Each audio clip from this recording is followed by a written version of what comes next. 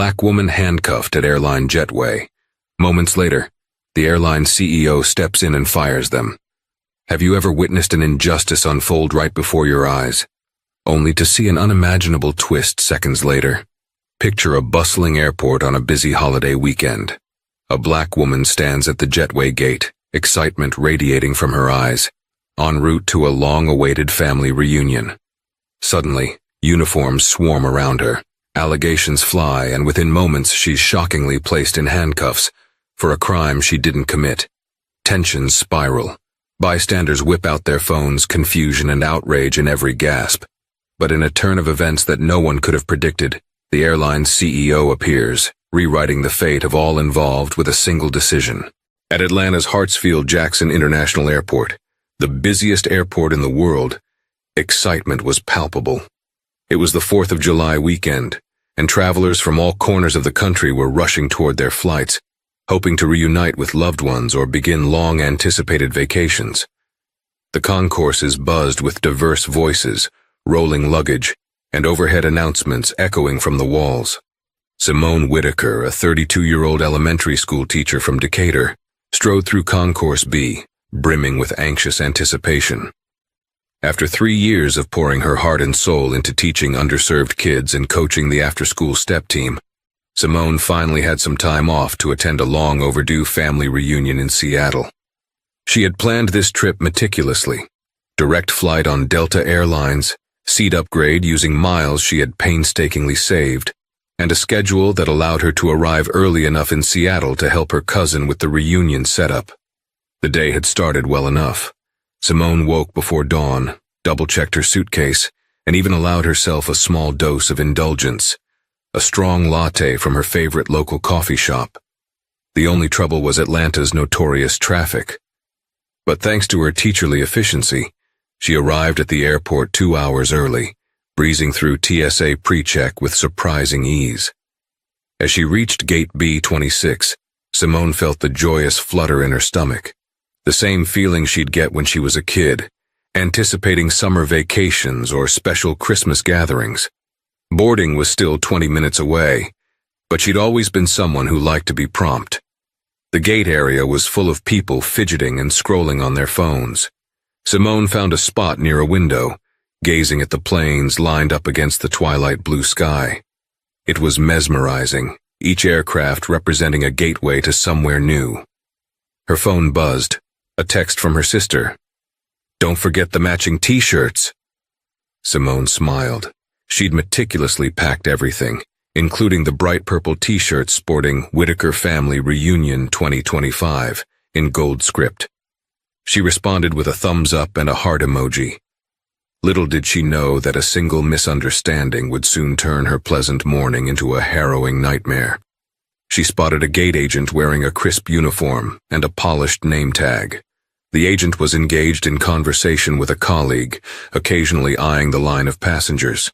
With 15 minutes left until boarding, Simone decided to stretch her legs by walking around. Unknowingly, that simple decision set in motion the chain of events that would become the most dramatic day of her life. As Simone strolled around the gate area, she took note of a tense atmosphere building near the desk. A tall man in a navy blue blazer, who she assumed was another gate agent, was speaking in hushed but urgent tones to a security officer. Both of them wore expressions that hovered between annoyance and alarm. Curiosity tugged at Simone, but she assumed it was just some typical travel dilemma, perhaps a missing passenger or a delayed flight. She inched closer, hearing snatches of their conversation. The words she picked up made little sense. Suspicious behavior, unattended bag, African-American female in a red sweater. Simone wore a bright red cardigan. Alarm bells rang in her head, but she resisted jumping to conclusions. After all, thousands of people pass through this airport wearing red. The color was hardly a unique identifier. Still, the tension in the air was unsettling. 2 uniformed security officers emerged. They were scanning the crowd, their eyes darting in short, sharp motions. Simone could almost feel the focus of those eyes land on her, but she dismissed the thought.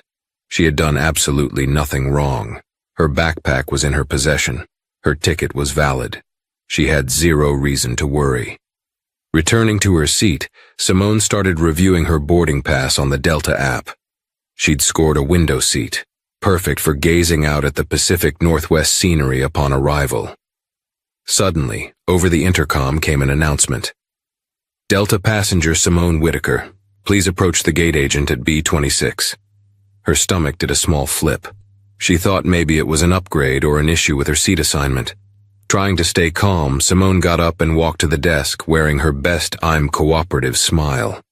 As she approached, 2 uniformed officers flanked her on each side. "Is there a problem?" she asked, voice cautious but polite. "Ma'am, we need to speak with you about an issue that's been brought to our attention," replied one officer, a stocky man with closely cropped hair. He glanced at the gate agent, who coughed nervously. No one was volunteering the exact nature of the complaint. "About me?" Simone frowned. She held out her phone, showing her boarding pass. "I just checked in like any other passenger." They exchanged glances that only amplified Simone's anxiety. The gate agent stammered. "We received a report that a passenger matching your description left an unattended bag and was acting erratically. We need to verify some information." Simone's heart thundered. She felt a flush creeping up her neck. She definitely hadn't left any bags unattended, and she certainly wasn't acting erratically. "I'm sorry, but that must be a mistake," she began. "I never left my bag. It's right here on my shoulder."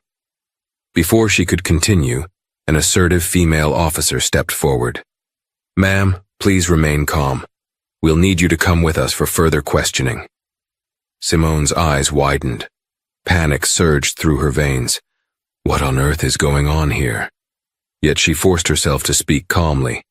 "I have a flight to catch in 15 minutes. I haven't done anything wrong." But her words seemed to evaporate in the tense air. The officers positioned themselves around her, and she noticed a few bystanders pulling out their phones to record the incident. Confusion, embarrassment, and dread tangled inside her. This was just the beginning, and it was already spiraling out of control in public view. An immediate hush fell over the gate area. Whispers escalated into open murmurs. Some travelers paused their own frantic rush to stare wide-eyed at the unfolding scene. Why would they single her out like that? What exactly was the alleged threat? The rumors multiplied with each passing second. "Let's step aside," one officer insisted, guiding Simone to a quiet corner near the Jetway entrance. At that moment, other passengers started lining up for boarding, but their attention was locked on Simone and the officers. She glanced at the clock overhead. Boarding was commencing, and she felt her dreams of arriving in Seattle slipping away. "I can't miss this flight," she pleaded. "I have a family reunion." The stocky officer raised a hand to silence her. "We received a tip that someone wearing your description was overheard making a threatening comment about the aircraft. We also have reason to believe you abandoned a suspicious package." Simone's jaw dropped. "Are you kidding me? I would never do such a thing." Shock and frustration collided in her voice. She had never even joked about anything related to threats, let alone done anything so reckless. "Who reported this? Where is this coming from?" They refused to answer. Instead, they asked for her ID, which she presented. The female officer then started searching Simone's backpack right in front of everyone. The contents spilled out: her wallet, a hardcover novel, gum, a phone charger, an airport snack bar, and the bright purple t-shirt for the reunion. Nothing even remotely suspicious. The gate agent joined them, looking nervous but also oddly determined. "We have to consider passenger safety first," he explained, though his tone lacked genuine empathy. "This is standard procedure." Simone felt her face burn. She wanted to shout, "You're racially profiling me," or "This is a huge misunderstanding," but her voice caught in her throat. Cameras were rolling, and her brain spun with a swirl of disbelief. In the background, the final boarding call announced that Flight 672 to Seattle was closing soon. Simone watched as the line of passengers disappeared down the jetway, each step a painful reminder that her seat would soon be empty if she didn't resolve this. The irony was that she, a dedicated teacher, beloved in her community, was being treated like some dangerous individual. She had been singled out for reasons that felt painfully obvious, though unspoken. As a black woman, she'd always been aware of the possibility of being misconstrued or stereotyped, but she never imagined it could unfold so blatantly in one of the world's busiest airports. With her voice trembling, she asked, "Can someone please verify the truth before it's too late? I have not left any bag unattended. I've been here the whole time. This is absolutely not me." Another security official arrived, a senior supervisor judging by his stripes. He looked from Simone to the gate agent, then to the officers and asked for a quick rundown. They relayed the allegations. The senior official rubbed his temples and sighed. "You're sure the passenger's identity is correct?" The gate agent only shrugged. A tip came in from a passenger claiming they overheard something, and the description was a black woman in a red sweater. Simone felt tears threatening to fall. How ridiculously vague. With so many travelers, how easy it was for an actual culprit, if there was one, to slip away. But the officials had locked onto her, as if her mere presence was enough evidence. Suddenly, a cold command cut the air. "Turn around. Place your hands behind your back." Simone nearly lost her balance, her mind spinning in disbelief. The officer's grip on her arm was firm. Too firm. And before she could protest further, she felt cold metal clamp around her wrists. When the handcuffs clicked shut around Simone's wrists, the world blurred, as if seen through water. 1,000 thoughts collided. Is this actually happening? How did things escalate so fast? The muffled gasps of onlooking passengers merged with the echo of official footsteps. Some passengers shouted protests. She heard one woman say, "That's not right." Another man barked, "She was just sitting there on her phone." The oxygen in Simone's lungs evaporated, replaced by panic. The female officer gave her a quick pat-down, and for a horrifying moment, Simone's eyes met the eyes of a small child in the boarding line. The confusion and fear on that child's face mirrored Simone's own feelings. "Wait, you have the wrong person," Simone pleaded, trying one last time to maintain her composure. Yet the officers moved with practiced efficiency, guiding her toward the mouth of the jetway. People parted like waves, camera phones still rolling. The final boarding call had ended, and the jet bridge door was sealed for flight. Her plane was leaving. Her shot at the family reunion was slipping away with every step she took in the opposite direction. Her heart hammered inside her chest. Every muscle tensed, ready to bolt, though she knew that would only make matters worse. The sturdy hand of the stocky officer on her arm felt like a vice, each step echoing a dreadful finality. This is how it ends, she thought, held in custody, missing out on a flight, a dream, a moment of family unity. No, it couldn't end here. Just as they neared a side door leading toward a more private interrogation area, a man in a crisp suit and airline badge appeared. He was slender, with silver hair and an air of authority. A name tag glinted. Gavin Mulligan, Airport Duty Manager. His voice sliced through the tension. "What's happening here?" The gate agent quickly rattled off the allegations. Mulligan's expression shifted from confusion to concern as he listened. "We'll take her to the security office for questioning," the female officer said. But Mulligan held up a hand. Something about his demeanor conveyed that he had the power to override decisions on the spot. "Hang on," Mulligan said. "I received a notice from the terminal surveillance team that there was a discrepancy in the alleged times and locations." He turned to Simone, his eyes flickering with empathy. "Miss Whitaker, is it? May I ask where you've been for the past half hour?" Simone swallowed hard and explained every minute detail. Her seat near the window, her quick stroll to stretch her legs, her unwavering closeness to her backpack. Mulligan glanced at the gate agent, who suddenly looked more nervous than ever. "They told me," the agent started, but Mulligan interrupted. "Let's verify the security footage. If Miss Whitaker never left her bag and never wandered out of sight, there's a serious error here." The officers exchanged unsettled looks. They had escalated the situation swiftly, possibly too swiftly. The stocky officer was already pressing forward with Simone in handcuffs. Mulligan shook his head with firm disapproval. "Remove the cuffs until we can confirm the facts. We're not dealing with a violent threat as far as I can see." Simone let out a shaky breath when she felt the cold metal open around her wrists. She rubbed the red marks left behind. An avalanche of emotions, anger, relief, confusion converged. "Thank you," she whispered, her voice cracking. But she was still far from free. They intended to hold her for questioning, and her flight was definitely gone.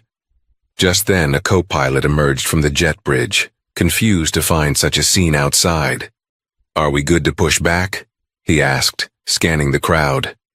Mulligan nodded, giving the plane clearance to leave. Simone locked eyes with the co-pilot for the briefest moment. The irony cut deep. The airplane she was supposed to be on was now departing, and she stood here under false suspicion. A single tear escaped the corner of her eye, but she held her head high. "This is not over," she told herself silently. "I'll fight for the truth, no matter how many hoops they put me through." Simone had never imagined herself in a cramped interrogation room inside an airport's security sector. The walls were a nondescript off-white, with a single table and 4 metal chairs under fluorescent lights that hummed faintly. The female officer and the stocky officer stood to one side, while Mulligan, the airport duty manager, reviewed security footage on a small monitor. She could see glimpses of the footage. Grainy angles of the gate area, people walking back and forth. Simone sat rigid in her chair, the remnants of her humiliation and fear still coursing through her veins. Though they had removed her handcuffs, the memory of steel tight around her wrists lingered like an ugly bruise on her soul. Mulligan's brow furrowed as he scanned the footage. "According to this timestamp," he muttered, "Miss Whitaker never left her bag unattended. She was within the gate area the entire time." A flicker of hope ignited in Simone's chest. Maybe she would finally be exonerated. But would they let her go? Would she be able to catch another flight in time for the reunion? She swallowed, throat parched, as Mulligan turned from the screen to the officers. "It seems we have a mismatch in the eyewitness account. Miss Whitaker wasn't absent from her seat longer than a minute or so. Certainly not enough time to stash any package or do anything suspicious. I see no evidence of erratic behavior here." The stocky officer shifted uncomfortably. The female officer, arms crossed, commented, "But we had a formal complaint. The passenger claimed—" Mulligan raised an eyebrow. "Yes, a complaint that apparently singled out the wrong individual." He paused, letting the weight of his words sink in. "We still need to find out who made the complaint, and whether there was another passenger in a red sweater. But for now, Miss Whitaker doesn't appear to be a threat."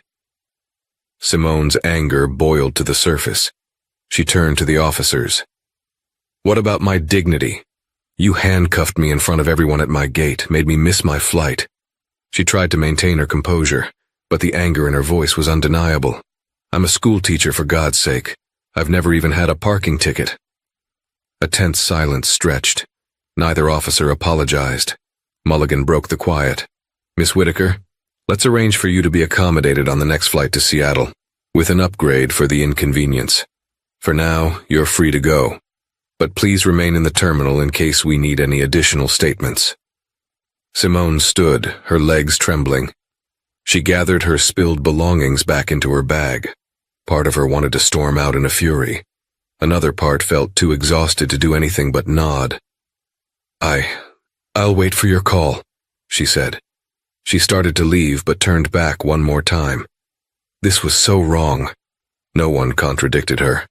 The quiet acceptance of her statement was a victory of sorts, but it didn't erase the humiliation, the heartbreak, and the searing sense of injustice that still coursed through her veins. Simone stepped out of the interrogation room onto Concourse B, feeling as though she had emerged from some parallel universe. The once thrilling hum of travel now grated on her nerves. Every overhead announcement about security checks and passenger safety felt like salt in a fresh wound. She glanced at her phone. Several missed calls and texts awaited her, from her sister, her dad, her aunt. Everyone was checking on her arrival status, especially since she'd promised to be in Seattle that afternoon. She took a moment to respond. "Flight delayed.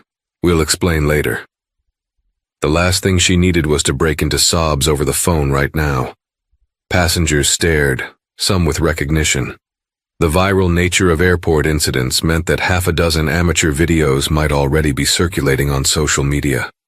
Simone caught snippets of whispered conversations, eyes darting her way. She wrapped her red sweater tighter around herself, as though to shield her from prying eyes. A digital board displayed the next flights to Seattle. The next direct flight wasn't for another 4 hours. The airline's staff had left a message on her phone confirming a seat in first class, part of the airline's attempt at rectifying the situation. But was that enough to wash away the sting of being falsely accused and publicly humiliated? She found a less crowded waiting area and collapsed into a seat. A young woman sitting nearby recognized her immediately. "Hey, I saw what happened," she said gently. "I'm sorry. That was messed up." Simone forced a small smile, grateful for the empathy. "Thanks. I'm still trying to process it." The woman nodded, looking around to ensure no security personnel were nearby. "You know, if it helps, I recorded part of it. If you need the video for evidence or a complaint or something, I can send it to you." Simone paused, the idea of evidence swirling in her mind. She had never been one to stir up confrontation or legal drama, but she also recognized the significance of having video proof. "Thank you, I appreciate that," she said, carefully exchanging contact information with the helpful bystander. As minutes ticked into hours, Simone tried to calm her fraught nerves. She bought a bottle of water, took a few sips, and tried to read her novel, but every word blurred. The memory of cold metal tightening around her wrists was too fresh. A question lingered. Who filed the false report against her? She couldn't shake the feeling that there was more at play than an innocent misunderstanding. Time crawled until the new flight was finally boarding. Simone silently joined the first-class line, receiving cautious glances from the gate agent, who apologized. But it was clear that the apology wasn't out of genuine remorse. It was out of policy and fear of repercussions. As she walked down the jet bridge for a second time that day, her emotions were a jumbled mess of anger, embarrassment, and a longing to be anywhere but there. But she was determined not to let a travesty, no matter how traumatic, stop her from seeing her family. With a deep breath, she stepped into the plane, praying that the next few hours would pass without further incident. Settling into the plush first-class seat felt surreal. Simone's eyes flickered to the overhead compartment, ensuring her carry-on was securely stowed within easy reach. She kept her backpack at her feet, not letting it out of her sight for even a second. The flight attendants, exuding professional courtesy, offered champagne and orange juice before takeoff. Simone politely declined, asking only for water. Her throat was parched from stress. As the plane taxied onto the runway, she rested her head against the seat, fighting the swirl of anxiety in her chest. Any other day, she would have been elated by an unexpected first-class upgrade. But today, it felt like hush money for the painful ordeal that had just transpired. Once airborne, she tried to distract herself by looking out the window. The sky stretched in a serene blue gradient, the sunlight reflecting on cotton-like clouds. Despite the peaceful scene outside, her mind was a storm. Her phone buzzed in airplane mode. She realized she had left it on just long enough to receive a new text before the flight. It was from a number she didn't recognize. "Keep your mouth shut about what happened. You got off easy." A chill ran down Simone's spine. Her pulse quickened. What the? She couldn't identify who sent it. Had someone from the airport found her number? The gate agent? The officers? Was this a random troll who found her number somewhere online?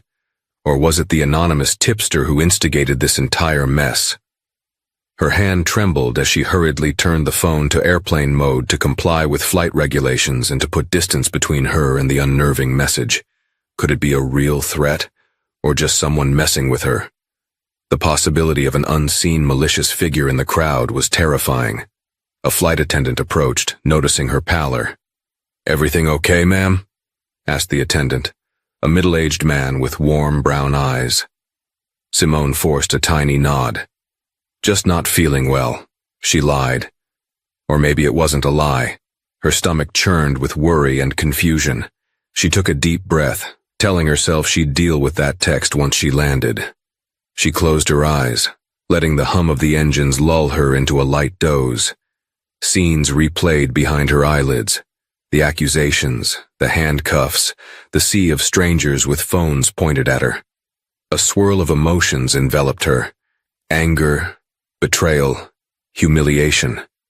The flight attendants announced a meal service. Simone nibbled on a piece of bread, but her appetite was non-existent. Hours passed in a blur. She avoided conversation with her seatmate, a chatty business traveler giving curt answers. She just wanted to be left alone, lost in her own tumultuous thoughts. Finally, the captain's voice came over the intercom, announcing the descent into Seattle. Simone stared at the scattered tapestry of evergreen trees and winding waterways below. A fleeting sense of calm visited her at the sight of home for the next few days. She whispered a silent prayer for peace, for a respite from the day's storm of chaos. She had no idea that her ordeal was only just beginning. When the plane touched down at Seattle-Tacoma International Airport, Simone exhaled a breath she didn't realize she'd been holding. She was here, finally. The flight attendants cheerily announced local time, the weather, and the usual arrival instructions. But Simone was beyond hearing any of that. Her focus was laser-locked on retrieving her luggage and making it to her waiting family members. She stepped off the plane and onto the jet bridge with a heavy heart, scanning the crowd to see if anyone lingered with suspicious interest. No one did, just weary travelers and excited tourists. After the fiasco in Atlanta, Simone felt more alert than ever, half expecting some agent to pop out of nowhere. But no one appeared. When she reached the baggage claim, she spotted her cousin Deja and sister Monique waiting near the carousel, both wearing bright smiles that quickly faded into alarm the moment they saw Simone's ashen face. Deja rushed forward, pulling Simone into a protective hug. "Girl, are you okay? You look like you've been through a war." Simone clutched Deja tightly, feeling a lump form in her throat. "I'll explain everything, but it was awful." Her voice cracked despite her efforts to stay composed. She brushed away tears, partially out of embarrassment. She was safe with family now. That realization was almost too emotional to handle. Her sister Monique placed a gentle hand on her shoulder. "We've got you. Let's get your bag, and then we can talk in the car." The baggage carousel started to move, and Simone braced herself for yet another wave of anxiety. What if my luggage got lost in the shuffle? She nearly breathed a sigh of relief when she spotted her teal suitcase. At least something had gone right. They grabbed her bag and headed toward the parking garage, the clang of wheels on the tiled floor echoing her frazzled heartbeat. In the car, the story spilled out of Simone in stops and starts. The false accusation, the handcuffs, the missed flight, the new flight, and the eerie text message. Deja gripped the steering wheel, knuckles white, her voice trembling with outrage. "They handcuffed you at the gate? That's insane." Monique, seated in the back, listened with tears in her eyes. "That's blatant racial profiling," she said softly. "We can't just let that slide." Simone sighed. "I know, but I'm so tired right now. I just want to enjoy the family reunion. I'll figure out how to handle it afterward." They exited the airport, merging into Seattle traffic. Despite the congested roads, Simone felt a flicker of hope. She had loved ones on her side, and the immediate crisis was over. But the humiliation still clung to her like a stubborn stain. She had no idea that the next day would bring an unexpected turn of events, one that would catapult her story into the national spotlight. Simone woke the next morning in Deja's guest bedroom, the aroma of coffee drifting through the door. She blinked, momentarily disoriented, until she remembered the events of the previous day. Her muscles tensed all over again, but she willed herself out of bed. There was family to see, and she refused to let the memory of those handcuffs tarnish the entire reunion. Downstairs, the kitchen buzzed with life. Deja was flipping pancakes, Monique was slicing fruit, and other relatives moved in and out, preparing for the big gathering at a local park. The moment Simone entered, laughter and chatter paused. Eyes turned to her, filled with concern. "How are you holding up?" asked her Uncle Ray, a tall, broad-shouldered man with a gentle demeanor. Simone mustered a small smile. "I'm okay, Uncle Ray, just trying to push through." The day's itinerary was jam-packed. A park cookout, games, a family photo session in the matching t-shirts, and culminating in a big dinner at a rented banquet hall. Despite the excitement, Simone felt an invisible weight on her chest. She caught bits of conversation about the Atlanta incident. Word had spread through the family, and everyone was simultaneously furious and worried. But as the morning progressed, the unwavering warmth of her relatives boosted her spirits. Hugs, jokes, and inside stories from childhood helped distract her. She decided to put her phone on silent, not wanting to see any more ominous messages. Instead, she dedicated herself to blending into the swirl of barbecue grills, folding tables, and bouncing children chasing each other through the grass. The park bustled with the extended Whitaker clan. Purple t-shirts with gold script dotted the green landscape. Simone's dad manned the grill while her mom mingled with cousins she hadn't seen in years. Laughter echoed under the canopy of tall Douglas firs. For a moment, Simone felt something close to normalcy.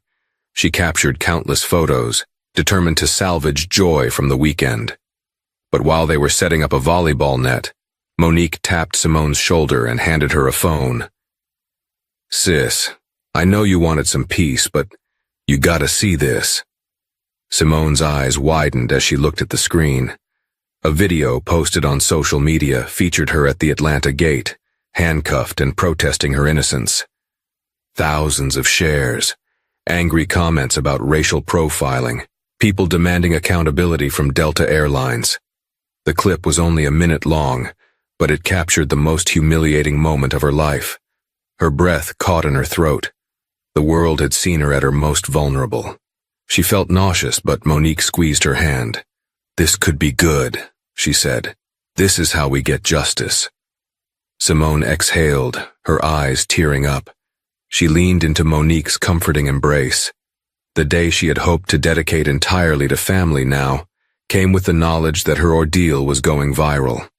She couldn't decide if it was a blessing or a curse. Maybe it was both. By early afternoon, Simone's phone was bombarded with missed calls and texts from unfamiliar numbers. Monique's phone, too, was lighting up. Journalists, activists, even a local Atlanta TV station wanted an interview. Each new message triggered a rush of adrenaline in Simone. Part of her wanted to hide under a rock. The other part recognized this might be the only way to shine a spotlight on the injustice she faced. Friends tagged her in social media posts. Outraged strangers demanded an explanation from Delta Airlines, and some even started calling for a boycott. #Justice for Simone began to trend regionally. The speed of this digital avalanche terrified and empowered her in equal measure. Her father approached while she scrolled through a barrage of notifications. "This is a lot, baby girl," he said gently, placing a hand on her shoulder. "But maybe this is how the truth comes out." She nodded, tears brimming again. "I know, Dad. It's just overwhelming. Yesterday morning I was just a teacher excited for a reunion. Now I'm the poster child for airline profiling." He pulled her into a hug. "We stand by you no matter what." In the midst of the swirling chaos, a new message popped up. This time it came from an official-sounding email address, Office of the CEO at Delta.com. The subject line read, "Urgent statement and apology from Delta Airlines CEO Ed Bastian." Simone's heart thumped wildly. She opened the email, scanning the text. It was brief, but it offered an apology on behalf of Delta Airlines, stating that they were conducting a full investigation into the incident. At the end of the email, it invited her to a phone call or video conference at her earliest convenience. She stared at the words, unsure if this was a genuine apology or just a corporate attempt at damage control. Monique peered over her shoulder. "Looks official. Ed Bastian is the real CEO of Delta, right?" Simone nodded. She'd read enough airline news to know that was the correct name. It's real, she whispered. So they know. They can't ignore it anymore. She typed a terse reply. I'm currently traveling with family but can make time for a call this evening.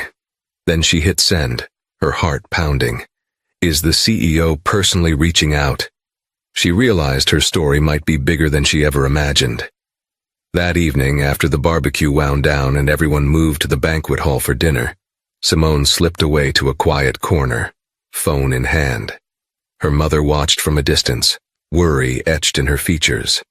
True to their word, the airline's CEO, Ed Bastian, joined a video conference with Simone at exactly 7 p.m. local time. His face appeared on the screen, earnest with a hint of exhaustion around his eyes. She could tell he was flanked by at least one PR executive and a legal advisor, but it was Ed who spoke first. Miss Whitaker, he began, his voice resonating with a calm authority. I want to extend my deepest apologies on behalf of Delta Airlines. The footage that surfaced is extremely concerning, and we're determined to make this right. What happened to you should never have happened to any passenger. Simone inhaled sharply, trying to steady her emotions. I appreciate you reaching out, Mr. Bastian, but I have to be honest. I'm still shaken. The humiliation I experienced was indescribable. Ed nodded solemnly. I can only imagine. We're currently reviewing all security protocols and statements from the staff involved. Preliminary information suggests there was a tipster, someone who reported you. But we've uncovered that the tip was either maliciously false or gravely mistaken.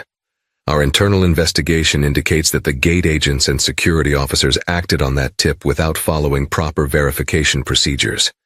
He paused, his expression grim. We take this very seriously. Our core value is to provide inclusive and equitable service. Clearly, we fell short in your case. We are prepared to issue a public apology and take whatever steps are necessary to correct this. A swirl of conflicting emotions filled Simone's chest. Part of her wanted to snap. Too little, too late. Another part recognized the magnitude of the CEO's personal involvement. For years, she'd taught her students about the importance of accountability and using one's voice for positive change. Now, she found herself on a precipice of a potentially history-shaping moment. Her mind flashed back to the menacing text message. Keep your mouth shut about what happened. You got off easy.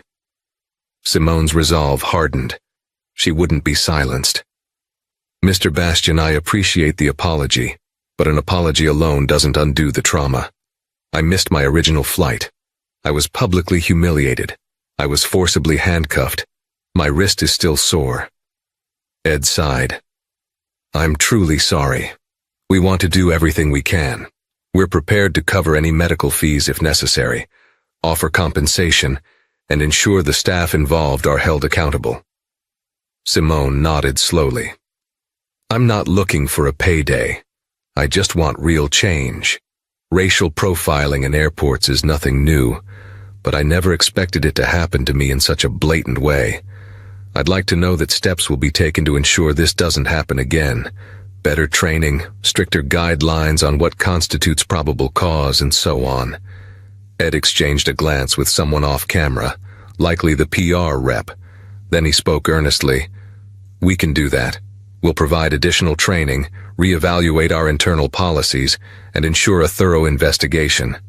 For now, please know that the employees who escalated the situation have been placed on immediate suspension while we investigate. If it's proven they acted in clear negligence or bias, they will be terminated. You have my word. A flicker of relief threaded through Simone's anger. All right, she said softly. I want that in writing, and I want to be kept informed of every step. Of course, Ed replied, his voice steady. We'll provide everything. And again, you have my deepest regrets for this experience.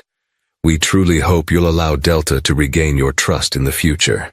Simone gave a slight nod, not promising anything. Thank you for calling, she said, her tone still laced with tension.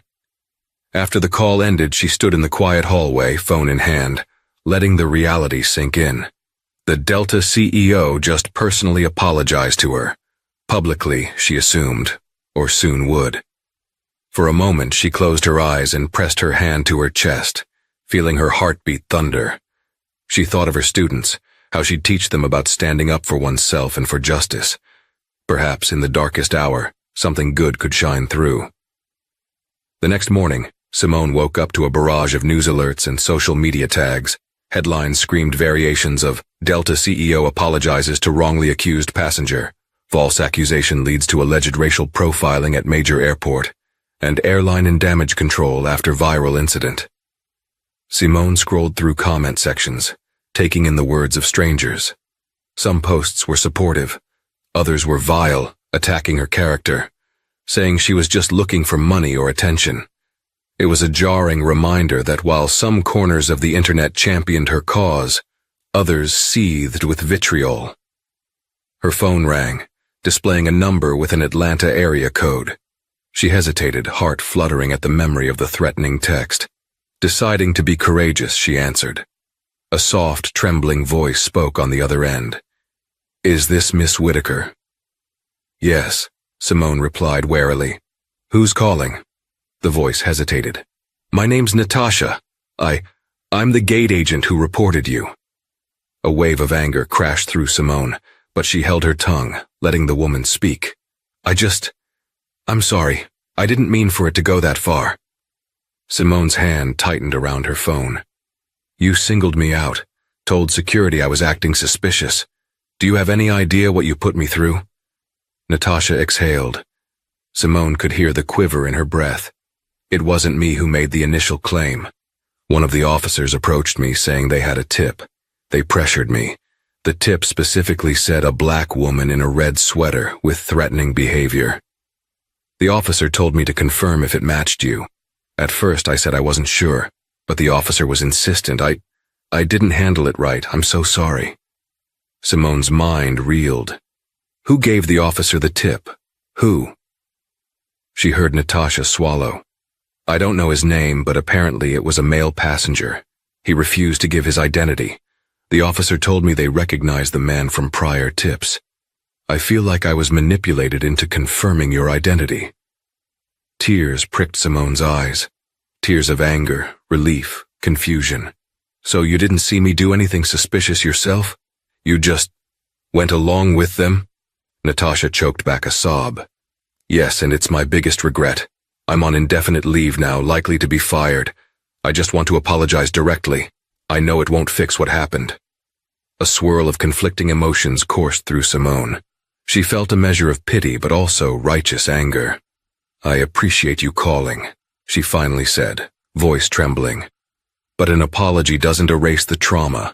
I hope you'll think twice before labeling someone suspicious based on a vague tip, especially when that person is a woman of color." Natasha sniffed. "I promise you, I will never make this kind of mistake again. If I ever get the chance to work in this field, I'm sorry." The line went dead, leaving Simone clutching the phone, her mind whirling. So Natasha might have been a pawn, or maybe she was complicit. Simone didn't know what to believe, but the call hinted at a bigger puzzle. A faceless passenger, known for giving tips.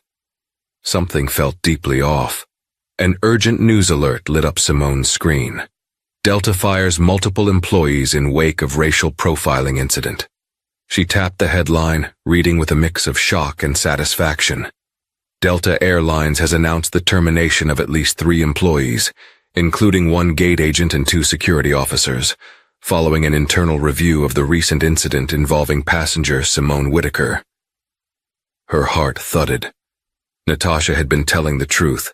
She was out of a job, and the officers who handcuffed Simone had also been axed. The statement from Delta's corporate office was firm. "We do not tolerate discrimination or abuse of authority against any passenger. Our investigation has led us to take swift action to uphold the values of our company." For a moment, Simone felt a surge of vindication. The people who had humiliated her were facing consequences. But the sensation was mixed with sadness. She didn't want to destroy people's livelihoods, but she also knew that if there were no real consequences, the cycle of profiling would continue. Karma, she thought, remembering how quickly and harshly her life had been upended. Within minutes, Her phone buzzed yet again. Another unknown number. Swallowing a lump of apprehension, she answered. A man's voice asked, "Miss Whitaker?" "Yes." "This is Inspector Lewis with Airport Security in Atlanta. I'm calling to let you know we identified a passenger who's been repeatedly making false reports. He's an individual who appears to have a history of targeting black passengers. We have him in custody now." Simone's jaw dropped. Her fingers trembled around the phone. "So, it wasn't just me?" The inspector sighed. "We have reason to believe he's phoned in or directly reported suspicious behavior multiple times in the last year. Typically, no one was wrongly detained long enough to raise attention, or the tipster would vanish. But your case went viral, forcing us to revisit past incidents and security footage. We identified him, approached him, and he tried to run. Now he's facing charges for filing false reports, creating public panic, and potentially inciting discrimination." A wave of relief and anger soared through Simone. "Why would someone do that?" she asked, outraged and baffled. "We're still investigating. Preliminary background suggests mental health issues and possibly a racially biased motive," Inspector Lewis said, sounding weary. "He might claim all sorts of things, but at least now he's off the concourse. I wanted you to know justice is being served." Tears welled in Simone's eyes. She remembered the threat text. "Keep your mouth shut about what happened. You got off easy." Was it from him? The puzzle pieces fit. She stared at the family reunion festivities around her, music and laughter swirling.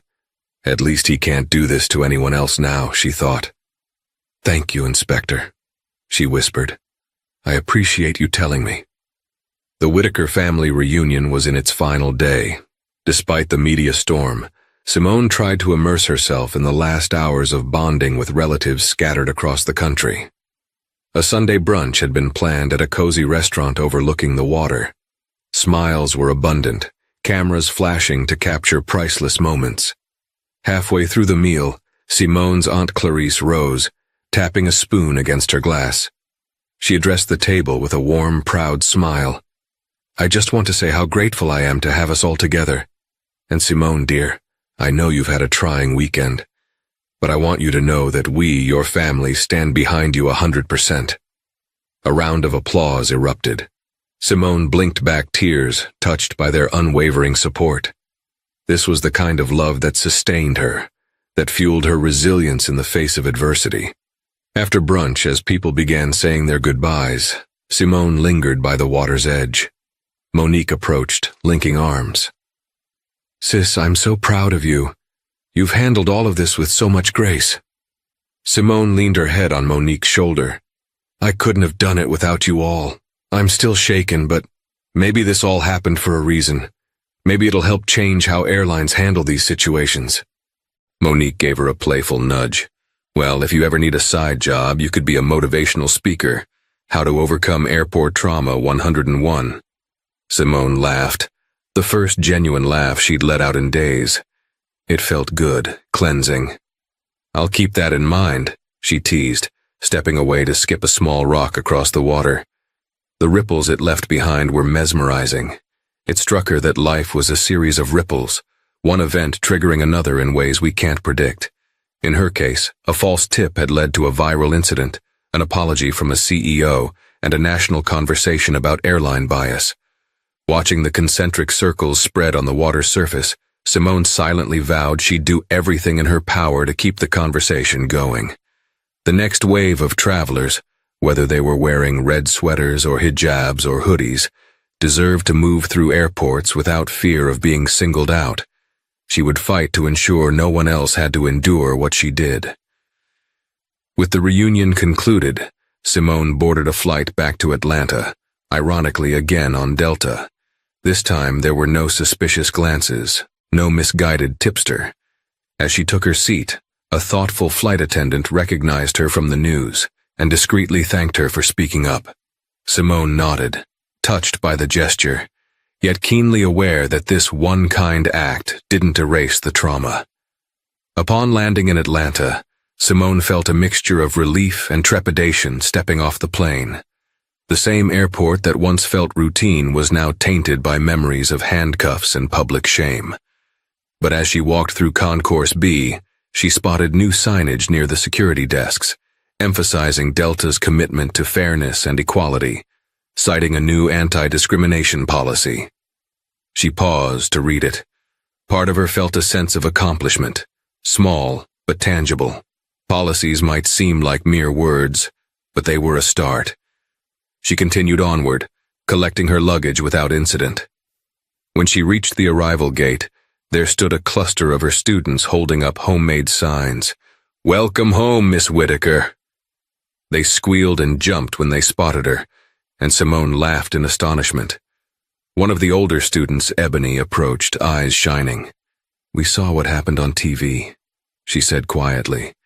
"We just wanted to show you how proud we are of you for standing up for what's right." Simone knelt down to the younger kids, her heart overflowing. "Thank you," she whispered, voice thick with emotion. "Remember, you can always stand up for yourself and others too."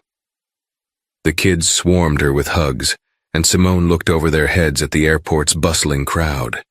She felt a renewed sense of purpose. She was an educator first and foremost, and if her ordeal could teach something valuable to these children about justice, empathy, and courage, then perhaps some good had indeed come from her suffering.